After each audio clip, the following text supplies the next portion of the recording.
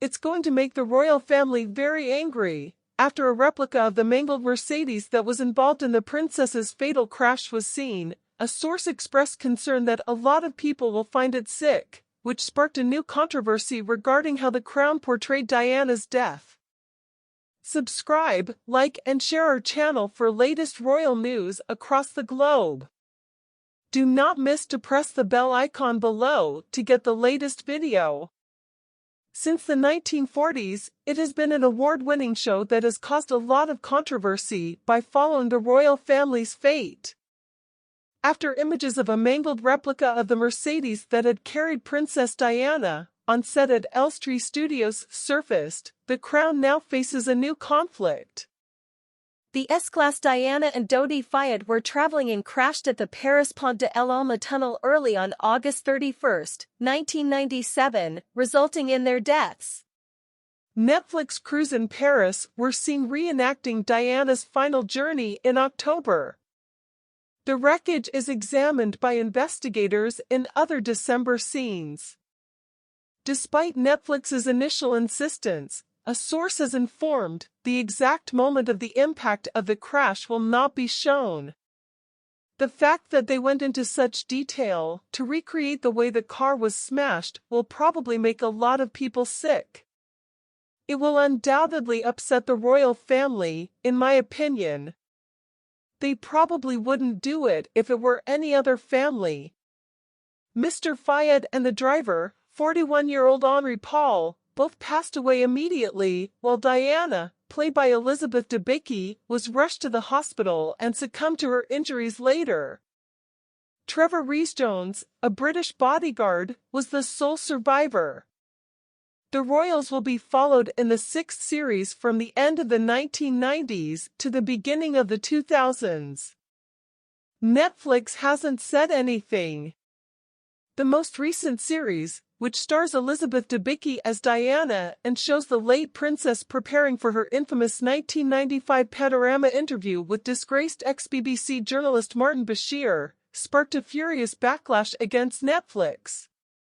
A statement online acknowledged that the drama is a fictional dramatization when they released the trailer for Series 5.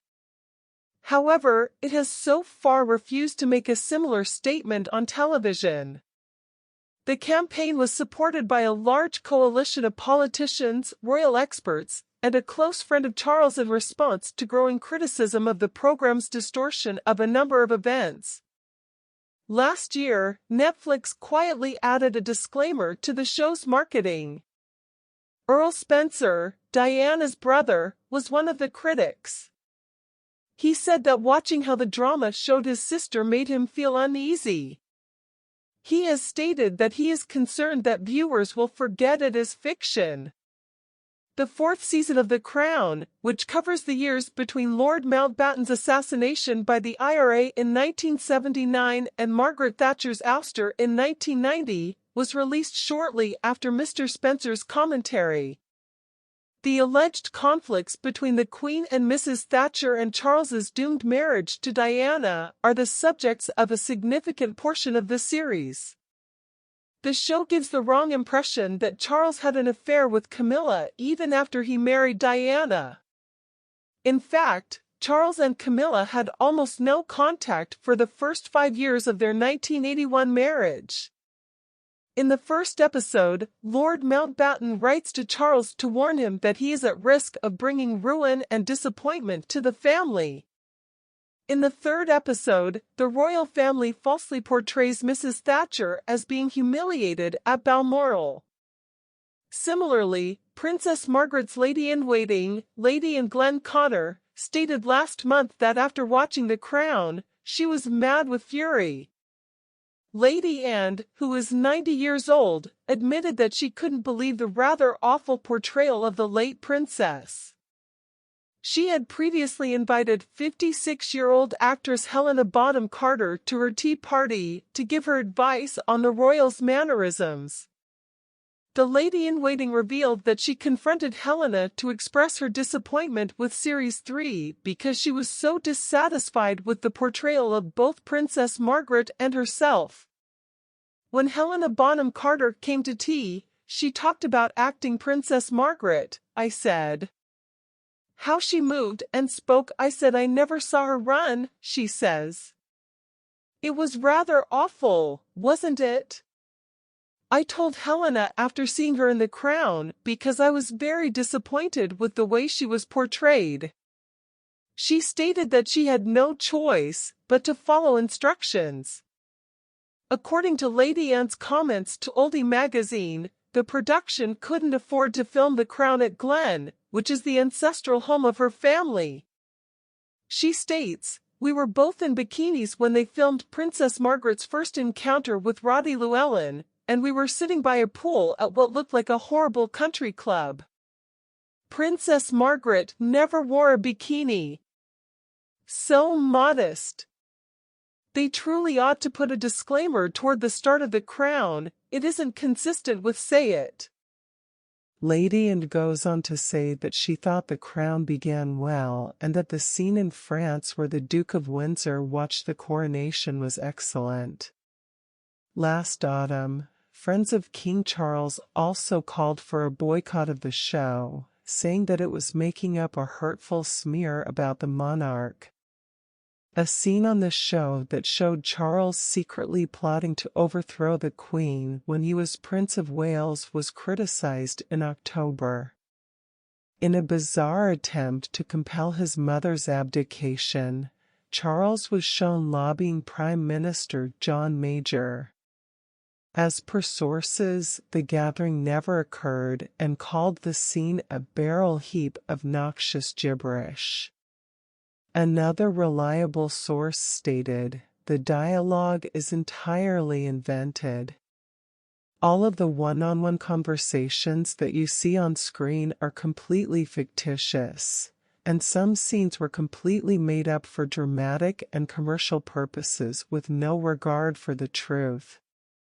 Individuals ought to blacklist it." According to the authors of The Crown, Charles was of the opinion that his mother, who was 65 at the time, was repeating Queen Victoria's mistakes by refusing to stand aside for a younger heir. However, critics argue that Charles was well aware that abdication was impractical and would lower the institution's value. Different sources said the sovereign's demise only weeks before the episode's delivery made it considerably more especially frightful.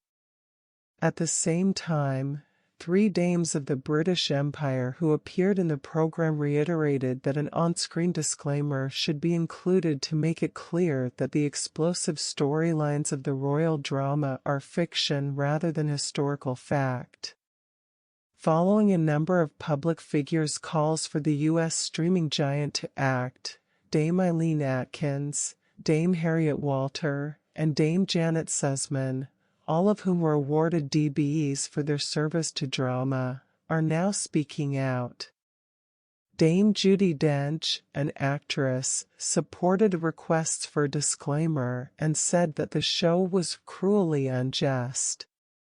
Dame Judi, 88, who has played both Queen Victoria and Elizabeth I, stated that the series could harm the monarchy.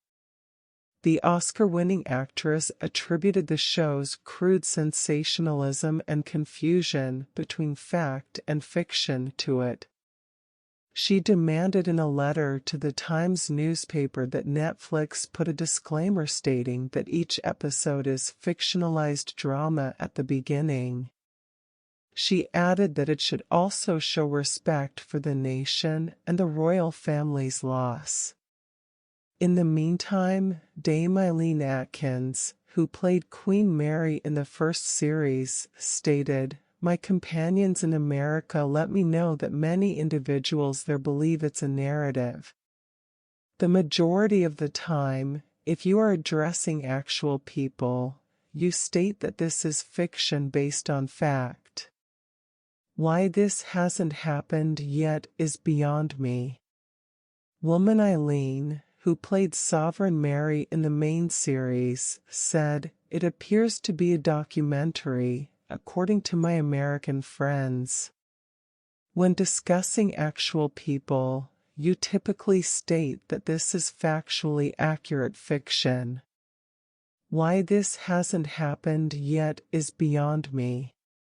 Dame Harriet, who played Clementine, the wife of Sir Winston Churchill, added, Shakespeare's version of Richard III has been accepted by many for centuries, but no one is still alive to challenge it. On the other hand, there are many individuals alive now who could be harmed assuming that they figured people in general could trust this. Netflix has had a tremendous success with The Crown. The production of each episode now costs approximately £11.5 million. Subscribe, like and share our channel for latest royal news across the globe. Do not miss to press the bell icon below to get the latest video.